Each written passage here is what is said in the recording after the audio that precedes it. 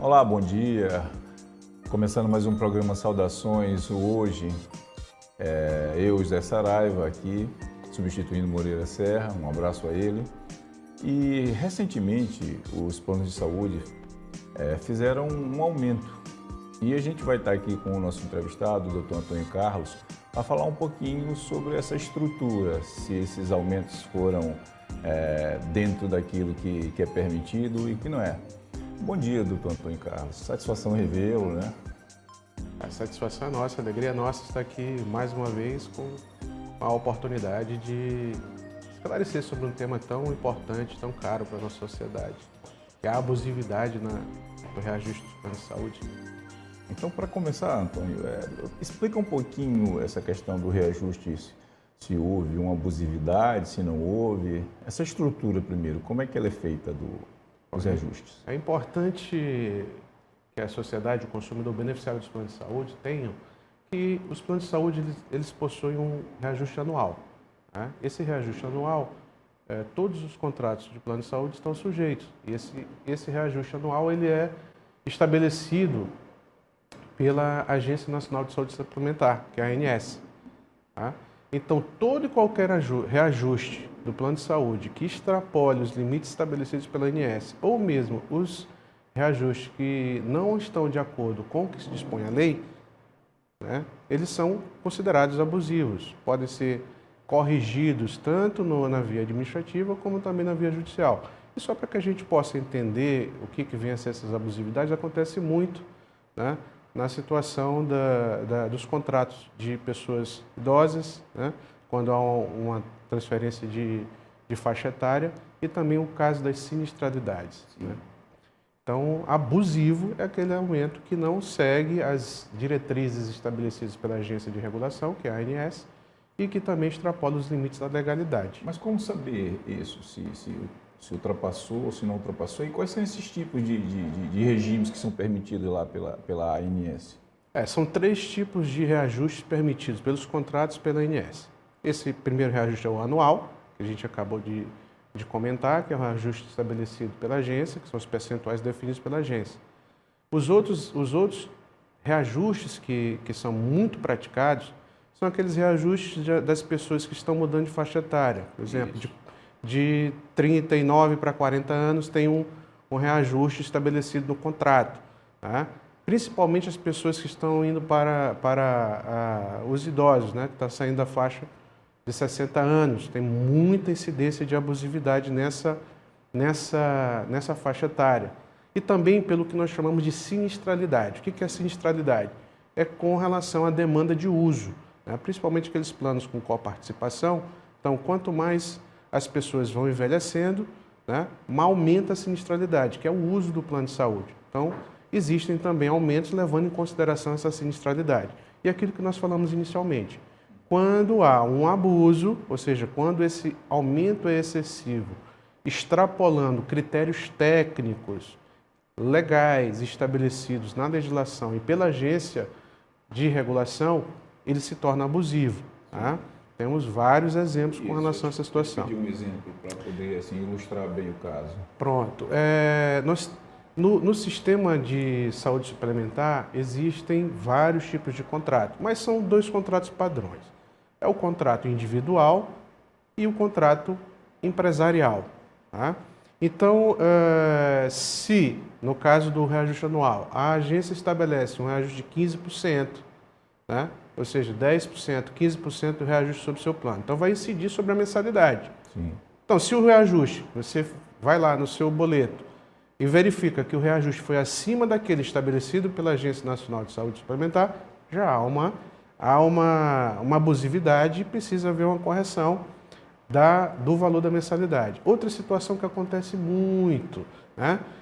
Coincide o reajuste anual com o aumento da faixa etária. Então, além da incidência do reajuste, por estar mudando de faixa etária, esse consumidor tem um aumento duplo. Tanto o aumento dos 10% ou 15%, dependendo do que estabelece a agência, mais o aumento da mudança de faixa etária. Sim. E quando a gente fala e isso é importante que o consumidor compreenda, quando a gente fala de mudança de faixa etária e sinistralidade, são aumentos que estão relacionados ao mesmo fundamento. Sim. Ou seja, a faixa etária. Por que aumenta quando há mudança de faixa etária? Porque há uma perspectiva, uma projeção de que a tendência de que vai haver mais uso. Isso. Né? E a sinistralidade é o próprio uso. Então, quando as operadoras de plano de saúde condensam, acumulam esses aumentos, há necessidade de uma demonstração por parte da operadora de que efetivamente está ocorrendo a demanda de uso. Não é simplesmente porque há uma mudança de faixa etária, uma acumulação com o que está estabelecendo a ANS, que isso é justo. Então, para cada caso, há necessidade de um cálculo, né, de uma avaliação individual de cada plano para você verificar o parâmetro dessa abusividade. Sim. Né? Agora, uma coisa, Antônio. Como o cidadão comum ele pode analisar isso? Ele faz o enquadramento pelo Código do Consumidor? Como é que é esse enquadramento e como é que ele pode se proteger disso, assim, de uma maneira geral, dando um aspecto, de uma maneira bem elementar? O que ele tem que observar primeiro? O que ele tem que verificar na hora da assinatura do contrato? Perfeito, isso é uma excelente pergunta. Os planos de saúde estão submetidos ao Código de Defesa do Consumidor. E aí tem um detalhe, né? Hoje, em São Luís, por exemplo, no estado do Maranhão, mas São Luís principalmente, é muito difícil, ou seja, está sendo mais difícil se encontrar planos de saúde individuais. Porque o plano de saúde individual está submetido ao Código de Defesa do Consumidor. Então, o que acontece muito? As operadoras estão priorizando fazer planos empresariais. Né? Então, aí, o que nós temos de diferencial nisso aí? Os planos individuais, eles são planos que são regulados pelo Código de Defesa do Consumidor. Então, quando você vai para um plano empresarial, em tese, ele está fora dessa cobertura, porque é uma demanda de empresa com empresa.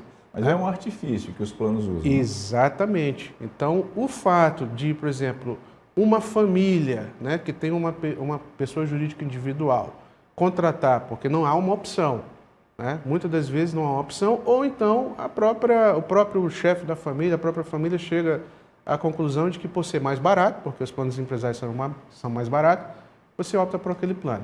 Na verdade, então, os planos eles oferecem logo essa situação primeiro. Perfeito. Né? Mas o que é importante voltar para a sua pergunta? Esse sistema, ou seja, os contratos de plano de saúde são regulados, ou seja, estão submetidos ao Código de Defesa do Consumidor, estão submetidos também a uma legislação própria, que é a legislação dos planos de saúde, que é da saúde suplementar, certo? E essa segurança permite ao consumidor o quê? Se houver uma dúvida, se houver uma suspeita de abusividade, ele já pode se valer do quê? Do PROCON. Né? O PROCON pode auxiliar com essas demandas, pode se valer também do canal de comunicação direta com a Agência de Saúde Suplementar, que é a agência reguladora, e, claro, buscar, né? No caso de não haver uma solução, vai ter que buscar o judiciário através de uma boa assessoria jurídica com apoio de advogados. Mas, sim, os planos individuais estão acobertados pelo Código de Defesa do Consumidor, né? E os planos empresariais, nessas situações muito particulares que nós tratamos aqui, em tese também podem buscar esse amparo. Mas esse enquadramento dos planos empresariais também, eles têm reajuste próprios? Né? Como é que é isso em relação ao plano individual? Pronto. Os planos de saúde empresariais, vamos trabalhar aqui para ficar mais próximo de uma realidade, uma família que optou em fazer a contratação de um plano empresarial através da PJ do pai, da mãe ou de algum parente. Né? Como é que vai se dar o sistema de reajuste? Vai se dar por dois elementos. Primeiro, pelo reajuste estabelecido pela sinistralidade, ou seja, pela quantidade de demanda de uso daquele contrato, certo? E não vai estar, e é até bom esclarecer isso, não vai estar sujeito à limitação de percentual de reajuste estabelecido pela ANS, porque se trata de um plano que tem essa liberdade.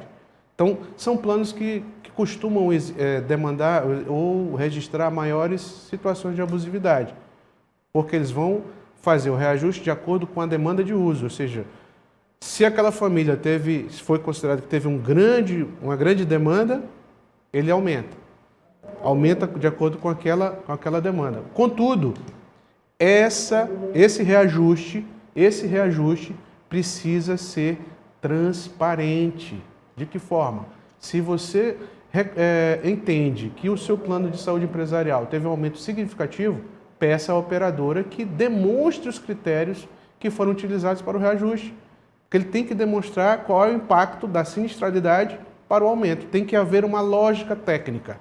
E, claro, advogados especializados têm capacidade de fazer esses cálculos e demonstrar se há ou não a abusividade. E esses planos estão sujeitos a um índice de reajuste anual?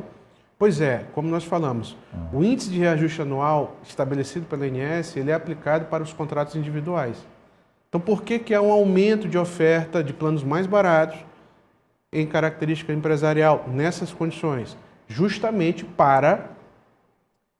porque há uma maior liberdade da operadora em fazer os reajustes, em justificar o reajuste, sem ser transparente.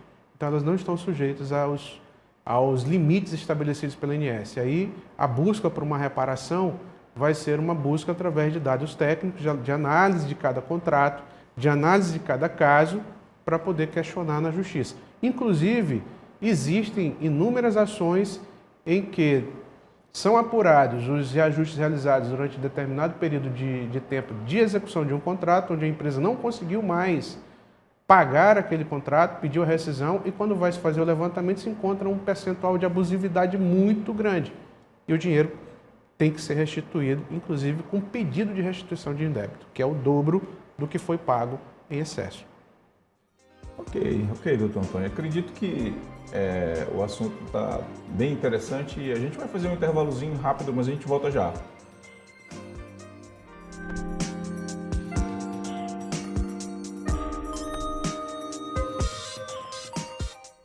Cuidar de nossos idosos é preservar a nossa história. Asilo de Mendicidade. São 105 anos ofertando acolhimento digno de forma totalmente voluntária. Aqui contamos com cuidadores, terapeutas, psicólogos, central administrativa e um call center para recebimento de doações. Faça parte dessa história. Faça também a sua doação. Saudações. Una-se a esse elo de solidariedade e fraternidade.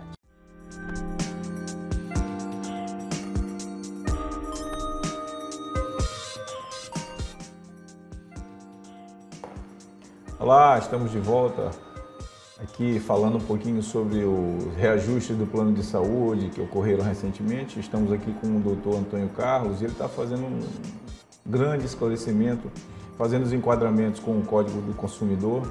Então, doutor Antônio Carlos, só para a gente voltar um pouquinho ao bloco passado, aquela questão do exemplo que a gente ficou do que seria esse reajuste abusivo, assim, para ficar um exemplo bem prático mesmo para quem está nos assistindo. Ok. Outro exemplo que a gente possa trazer para especificar sobre sinistralidade. Nós temos, como advogado especializado nessa área, eu já atuo há 14 anos só com plano de saúde, e um dos casos que a gente tem nos deparado com uma certa frequência são, por exemplo, crianças diagnosticadas com o espectro autista. Sim. Tá? Com os transtornos de espectro autista e também outras crianças com neurodiversidades. Né? Então, uma criança que se encontra nessa condição, ela demanda uma série de terapias, de atendimentos médicos especializados, neuropediatras, neuropsicólogos, terapeutas como fonoaudiólogos, tá? Muitas das vezes até mesmo profissionais da terapia em geral. Sim. Então, o que vai representar o que nós chamamos de sinistralidade. Sinistralidade não é um acidente, né? Só para ficar claro. Apesar de que a origem origem da palavra né? de sinistro, Isso, né? Que está parece, relacionado um pouco. até porque a gente está falando de plano de saúde, os planos de saúde eles advêm de seguro-saúde, né? Sim. E quando a gente fala de seguro, tem a história, a situação técnica da sinistralidade. Então, nesse caso aqui da criança autista, a sinistralidade é o quê? É a demanda que vai gerar para o seu tratamento junto a profissionais e que serão pagos pelo plano, certo? Então, uma família que contratou um plano empresarial, ou seja, o pai possui uma pequena empresa individual, a mãe possui uma pequena empresa individual, ou até mesmo um parente, né, contratou através de uma empresa, e esse plano, ele não é um plano individual, é um plano coletivo. Então vai ter todos os associados, no mínimo são 3 para poder fazer o contrato, aí está lá a criança autista. Sim. Então essa criança autista, dentro desse contrato, ele vai ter uma grande demanda de atendimento. Então o que vai acontecer em um ano do ciclo do contrato? A operadora ela vai apresentar o índice de reajuste dela sobre uma justificativa de demanda e sinistralidade do contrato. E aí pode aparecer uma abusividade. Né? Então aí surge a abusividade. É necessário estar observando esse ponto. Até porque o contrato de plano de saúde empresarial, né, ele não vai ter a limitação de percentual estabelecido pelo INSS. Então imaginemos que esse ano, por exemplo, os contratos que fizeram aniversário esse ano, 10% de aumento. Numa situação dessa, a operadora tem liberdade para definir que seja 20%, que seja 30%, como tem acontecido em algumas situações. Então, para essa situação, 30% o percentual da INSS foi 10%. Então, o que se pode fazer nesse contrato? Tem que se solicitar a transparência da operadora. Por qual razão o percentual de aumento foi de 30%? Qual é o impacto da sinistralidade para justificar o aumento? Sim. Então, esse é um exemplo muito clássico, é um exemplo que tem ocorrido de uma forma reiterada, né? Com relação não só ao Maranhão, mas é uma realidade do Brasil, né? Esse tipo de abusividade. E como age o advogado que tem essa visão, que milita nesse processo? Como é que ele deve agir? Ou também o consumidor, como é que deve procurar esse tipo de advogado, ou esse tipo de especialista, ou alguém que tenha esse conhecimento? Excelente pergunta. Para atuar nessas situações, o advogado ou seja, espera-se que seja um advogado especializado. Por quê? Para que se chegue a essa abusividade, há necessidade do advogado ter o conhecimento das técnicas de cálculo autuarial. O que é isso? É os cálculos que vão demonstrar de uma forma objetiva, técnica e legal que a operadora está agindo de uma forma abusiva. Então tem que ser especializado. Advogado gosta de cálculo? Engenheiro gosta de cálculo, agora advogado gosta de cálculo. A matemática... Tem uma história que os tributaristas gostam, né? Mas a matemática ela está presente em qualquer ramo do conhecimento. Não é privilégio só não é privilégio dos engenheiros. Claro que o engenheiro ele vai aprofundar mais, né? Vai fazer um cálculo de estruturas, mas esse nicho, ou seja, um advogado para atuar com esse nicho da saúde suplementar, ele não pode se livrar da matemática, não. Ele pode até utilizar um serviço terceirizado, de uma contabilidade, como no nosso escritório nós temos também pessoas especializadas que só para fazer o cálculo. Mas o advogado ele tem que entender o que ele vai pedir, ele tem que entender o que está sendo apresentado, até para que ele possa argumentar dentro do processo. São demandas que exigem informações muito complexas. Sim. Né?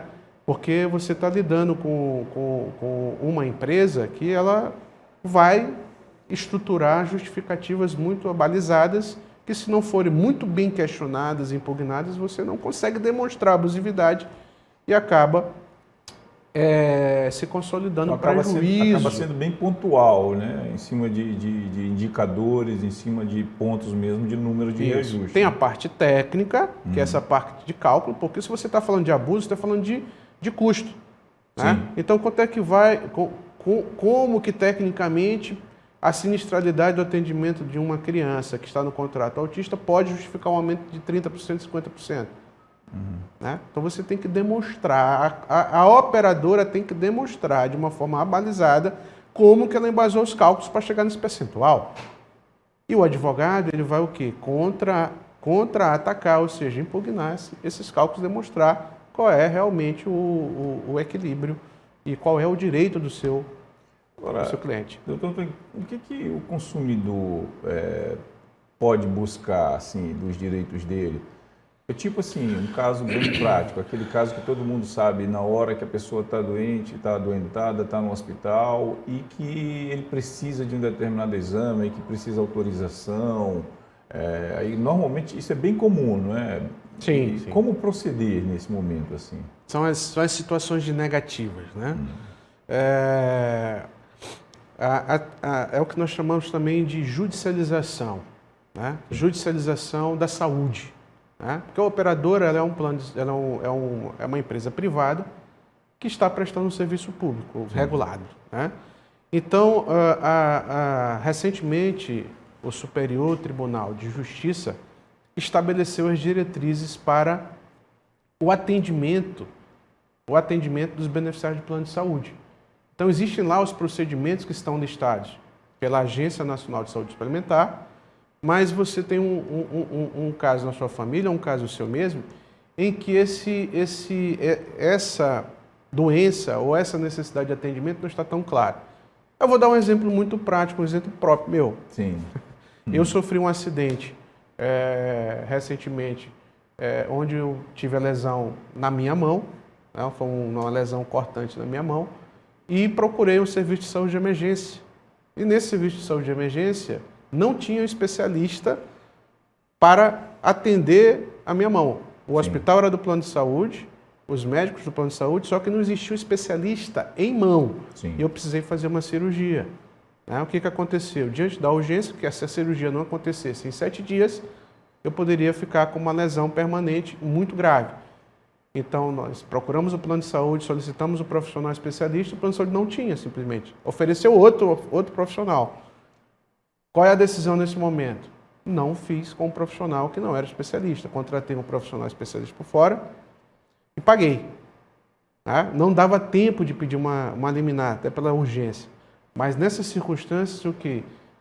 Se aquele profissional não está na rede, você tem direito ao profissional, o plano de saúde tem obrigação. Como é que você pode garantir isso? Através de uma liminar na justiça. Aí vai haver o reembolso? No meu caso, pleiteando o reembolso. Pleiteando o dano moral, né? Aí você vai ter todo o agregado da situação da falha no atendimento, é uma falha no atendimento. Então, como é que acontece a questão das negativas? Existe um rol de procedimentos aprovados pela Agência Nacional de Saúde Suplementar, existe um rol de procedimentos e medicamentos que são fornecidos pelo SUS, que é uma referência. Então, se está no rol da ANS, se está no rol do SUS, ou se está em análise, né? Eu não vou aprofundar muito o aspecto técnico disso, mas só para que os beneficiários, as pessoas que estão nos ouvindo possam entender, se estiver em análise a incorporação de um determinado tratamento ou a incorporação de um determinado procedimento médico que hoje ainda não esteja nos rolos, você tem direito de pleitear. Se for negado, há o direito de pleitear na justiça o atendimento. Doutor Antônio, muito obrigado pelas informações aqui. Eu acho que foram bem esclarecedoras, eu acho que extremamente pertinentes em termos de quem está vivendo esse momento muitas das vezes. Eu tenho certeza que as pessoas que podem estar ouvindo aqui, assistindo a gente, podem estar passando por esse momento e tem que saber como agir, né? E em termos finais, o que tu colocaria, o que tu recomendarias observar agora, fazendo até um review um pouquinho da nossa entrevista assim, de maneira bem rápida? As orientações principais para quem tem contrato de plano de saúde, primeiro é guardar as informações. Quando você for contratar um plano de saúde, dê atenção ao contrato, né? Guarde o seu contrato, todas as fichas que você assina, todos os relatórios que você assina, guarde tudo, né? E saiba que você, como beneficiário do plano de saúde, você tem um órgão oficial, regulador do sistema, que pode lhe oferecer informações preciosas, como a Agência Nacional de Saúde Suplementar. Tem também o amparo do PROCON, que no caso de uma situação ou outra vai poder ser acionado. E também consulte profissionais especializados na área, né, que conheçam essas nuances, né, relacionadas ao plano de saúde. Porque realmente infelizmente hoje, né, é uma relação conflituosa, né, é uma relação que nós precisamos, que deva prevalecer o conhecimento, né? Conhecer é a chave de tudo. Eu queria agradecer a você que assistiu aqui a gente, muito obrigado pela sua atenção e a gente espera sempre estar levando bastante informação para você. Um forte abraço e até breve.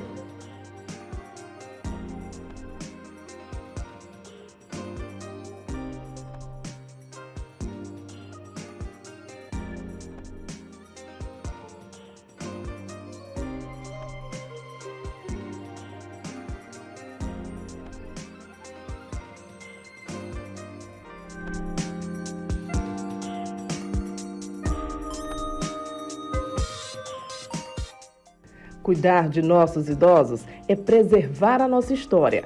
Asilo de Mendicidade. São 105 anos ofertando acolhimento digno de forma totalmente voluntária. Aqui contamos com cuidadores, terapeutas, psicólogos, central administrativa e um call center para recebimento de doações. Faça parte dessa história. Faça também a sua doação. Saudações. Una-se a esse elo de solidariedade e fraternidade.